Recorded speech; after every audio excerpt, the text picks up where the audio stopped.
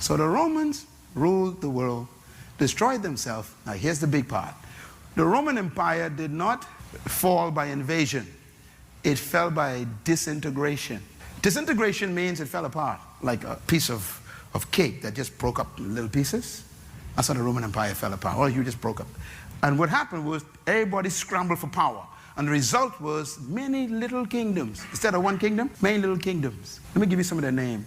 Spanian, Franco, Belgier. It was Roman kingdom. Anglo, Roman kingdoms. Portugal, Roman kingdoms.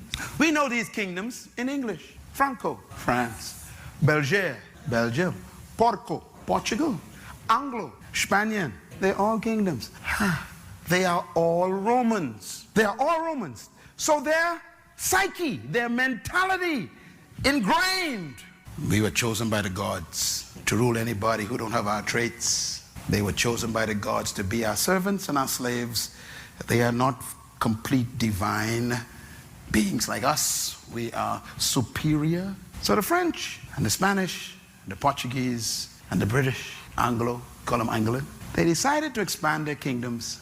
So they came to Africa and the Caribbean, and we call it colonization. Colonization is the expansion of Greek leadership philosophy. So going to Africa and bringing slaves over as merchandise was easy. Why? Big nose, big lip, dark skin, beezy head, black eyes. I found 1 million servants, they say. So they come to the West, they establish their plantations, whether it is Carolina or Florida or Louisiana or the Bahamas or Jamaica or Barbados or St. Kitts or St. Thomas or St. Lucia or Guyana or Mexico. They had their plantations and they couldn't use the people they met here because they killed them out with disease. And so they went and found some divine slaves chosen by the gods to work the ground.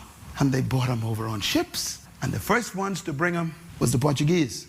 The Portuguese told the British, we found some people to work the farms. And the British said, where you got them from? They follow us. And they went to the west coast of Africa. And then the French found out. The French says, oh, let's go get some too. And then the Spanish says, oh, let's get some too. And everybody started dashing for divine slaves. Remember, divine means you were chosen by the gods. It's not racism. It's leadership philosophy. That is in the psyche of the system. Oh, I am here. You are here. Some of you of my pigmentation and millions of us here in the region because of a leadership philosophy. That's how important leadership is. If the blind lead the blind. We were being led. And they convinced you. Matter of fact, if you read the writings of the oppressor, they wrote things like this. They read the Bible on you. They said, now you must be good slaves. And they gave us Jesus. You wonder why, the black Muslims and people like that rose up? Because they even used Jesus as part of manipulation. Jesus said you must be nice slaves, and then you'll go to heaven. If you go to heaven, you'll get robe and shoes. You can't get them now because we ain't giving you none. But you get them and you get to heaven. So now so the slave in the farm starts singing, I got a shoe, massa, you got a shoe.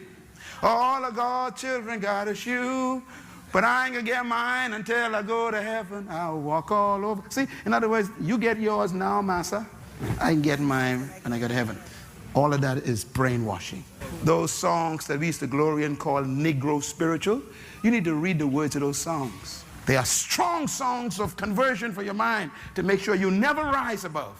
I used to sing them, so don't look at me funny. I was born in a little town called Baintown. That was a village of slaves. I'm trying to show you where leadership problems come from. So for 394 years, they ruled these islands, and they made all of us believe you were born to clean my house. You were created to plant my corn. You were sent by God to wash my clothes and cook for my children. And so there we were stuck in the back room. Oh, by the way, you ain't got no charisma, so you must be seen and not heard. You see, that's part of the system. So you're supposed to work, but no one's supposed to see you.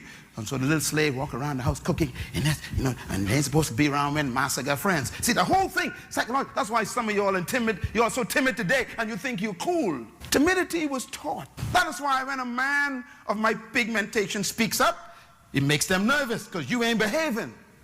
Some of y'all wonder why they thought Martin Luther King was a problem. Because he was a black man talking loud. You ain't supposed to talk loud. Stay in your southern church, have church with a stained glass window, and shout by yourself. Don't come out here telling us we're wrong.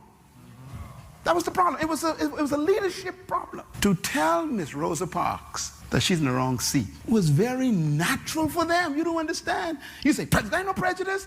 This is the conditioning of the culture. You ain't supposed to sit here. Yeah, but I'm a human. You ain't no complete human. See? The gods told us where you're supposed to sit. In the back, they say. Divine assignment. I'm saying this for a reason. That is still here in the Bahamas. Yes. No matter how much school you go to, no matter how many degrees you get, no matter how much you think you know, when you come back, they tell you, you're just a smart slave. It's a leadership mentality. So now you know why Myles Munroe is angry. You see why I hate oppression? Because I got the truth. I love it. I love everybody. I like everybody. You know, I like everybody. But don't you ever imagine you're better than me.